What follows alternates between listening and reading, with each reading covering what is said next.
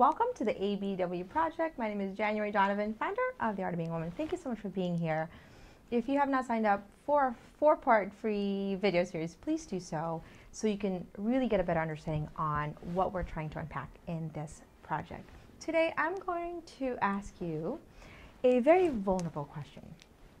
And I say it's vulnerable because when I did my survey with women and point blank asked them, do you believe you are beautiful? I got these three responses besides the yes and the no. Okay, I'm going to ask you and grab an index card, and I'm going to ask you, do you believe you are beautiful? Yes or no? And if it's a yes or no, write your answer on that index card. And let me walk you through this. Okay, so the first response I got when I asked women, do you believe you're beautiful, is this. It's a physical response. I like my hair, I don't like my nose, I like my toes, I don't like my legs. It's usually an automatic physical response of beautiful. Now, what does this tell us? That this word has a really limited definition. When we think beautiful, we think physical. Well, that's really not hard to imagine in our culture today, where when we think beautiful, it's really synonymous with the images that are very sexualized, and the magazines, of the skinny. It's sort of this one prototype of women, and it's just really a physical description of what a beautiful woman is. Okay? Number two, I usually get a question back. What do you mean, January? Do you mean the external? Do you mean the internal? I mean, what are you asking? And it's sort of kind of a flustered response. And why? Why don't we have a unified understanding when I ask you, do you believe you're beautiful? Because this word right here, is vague. We, as a culture, don't have a unified understanding of what makes a woman beautiful. Now, it's going to look differently, but beautiful in its essence we have to, as a culture, have an ideal of what beautiful is. And the ideal that's getting dangled in front of us is really a fracture of a woman. Okay, so it's so vague. What happens when it's vague? Your definition of beautiful is different than my definition of beautiful. And if Sarah's definition of beautiful is skinny because that's what she has understood in her story is beautiful based on her experience, then she has this natural desire to be beautiful. So to be beautiful, and which equates to skinny, then she will what? Kill herself thin for a shot of being beautiful. And whatever it is that your understanding of beautiful is, we're working towards that, because there's this natural desire for women to really believe that they're beautiful, okay, which is a good desire. It's just getting really redefined in our culture right now based on the images that plaster in our mind all day long. Okay, so I'm going to talk about it shortly. So the third one is, January, it's not important. Why is it not important? Why is it not important? If I ask you, if I came up to you and says, I think you're so beautiful, would you think it's not important? How would you react to that? The reason why we don't think it's important is what? We don't think it's unattainable. We don't think it's unattainable. We think beautiful is not attainable and it does not belong to us. Okay, so here's the real crisis, is that the word beautiful and a beautiful woman is literally getting redefined in our subconscious mind. That when we think beautiful, we think it's physical. Okay, we have a physical description of a beautiful woman, and we don't know what really makes a beautiful woman, and we think that that can't possibly be us because our description is also physical. Let me paint a picture for you. You're in a room, okay? I'm going to talk about walking in a room. A woman walks in the room. She is dressed beautifully, and there's something beautiful about the way she's dressed. She's walking in with a smile, with this tender, beautiful smile.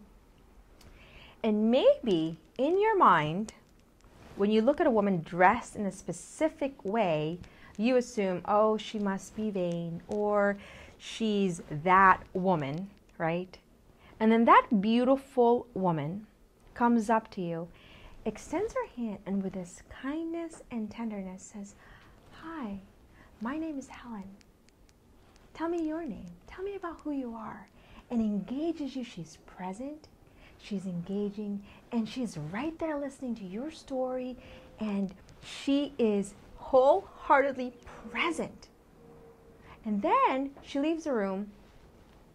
You experience her. You don't know what to do. You don't know what to do about that experience because you might not have been able to experience women that really touch every part of you. Okay? And then she leaves the room, and you realize she's a hardworking woman. Maybe she's a mother, and she loves and devotes her time to her children. She is a devoted wife, and she works hard to contribute all day long to people. And she's happy, and she's joyful, and she's peaceful. What happens to you? You realize that you've experienced beautiful. You've experienced a beautiful woman. This is what beauty does, is that it bypasses so much of our senses, and we really experience beautiful. Just like a beautiful sunset, a beautiful painting, you don't necessarily recognize all the different particles or the different ways in which they move your soul, but beautiful, when you encounter, transforms your soul. Therefore, a beautiful woman, when you encounter her, transforms your soul. It leaves a mark, and it contributes to who you are. Why? Because she is able to touch you in ways that maybe something that's not as beautiful isn't able to touch you. She changes you. So here's the crisis. 2% of women feel as though they're beautiful. I don't like to throw a percentage, but based on my study and the reading that I have, only 2% say, I wholeheartedly believe I'm beautiful. That's a crisis. In a world where we talk so much about beauty, but we don't feel as though it's an attainable beauty, there's a disconnect between the overabundance talk about beautiful. It seems as though the overabundance talk of beauty is just talking about it enough to make sure we don't feel quite beautiful enough. I mean, this is really a crisis. This is why. Because when we don't believe we are beautiful, we don't believe that we deserve goodness. This is why women struggle so much in receiving a compliment, right? I mean, so many women, I myself struggle with actually receiving a compliment. Why? Because somebody could say, hey, Joan, you look beautiful. No, thanks, walk away. Why? I don't really believe it. And when I don't believe I'm beautiful, then I don't really believe that I deserve all the good that can happen in my life. I can't receive that compliment because I don't believe it. Ladies, beauty is not in the eyes of the beholder, but is in the holder. I can't tell you you're beautiful and allow you to believe it. Yes, I can contribute, but ultimately, you have to believe you're beautiful, and you have to know what makes you beautiful, okay? We are going to unpack this in this project because it's a real crisis that women are not made to believe that they are beautiful, that somehow it's unattainable. The images allow us to believe that we can never be beautiful. We can never be wholeheartedly beautiful. And what happens when we don't believe we are beautiful, but we want to give it to our children? When you have one day, okay, whether you're single right now, you're in college, or you're married, this is a good awakening moment, is that when you have a baby someday and you decide that you want to go on and to be a mother, when that baby is born, you know that that child is beautiful. And nobody is ever going to argue that. You know that child's beautiful. And at what point does that child become not beautiful? When does that child start to believe that she's no longer worthy of being known as beautiful? This is a really source of conversation, I think, for so many women today, because there's a robbery that's happening, okay? And our sense of understanding of our beautiful is really our means of communicating to our children, which means if I can't give what I don't have, if I don't wholeheartedly believe that I am beautiful, and I'm trying to make sure that that child of mine maintains her understanding of her beauty, but I don't believe it, it doesn't matter what I tell her, she experiences my lack of understanding of my own beauty. So it becomes this vicious cycle. So if you're a single woman out there, I need you to unpack this now. You don't want to unpack it when you have a baby, because you're going to be doing it, you're in reaction mode. You unpack your beautiful now. And if you're a mother out there listening, you cannot give what you truly do not possess in your heart, in your mind, with clarity, okay, that you are absolutely beautiful. And that would be the greatest gift you can give to that little girl, is to not just tell her she's beautiful, but she experiences her beauty through your understanding and your command of your beauty. So we're going to unpack this. Thank you so much for walking with me and talking with me. I am truly grateful to walk this journey with you.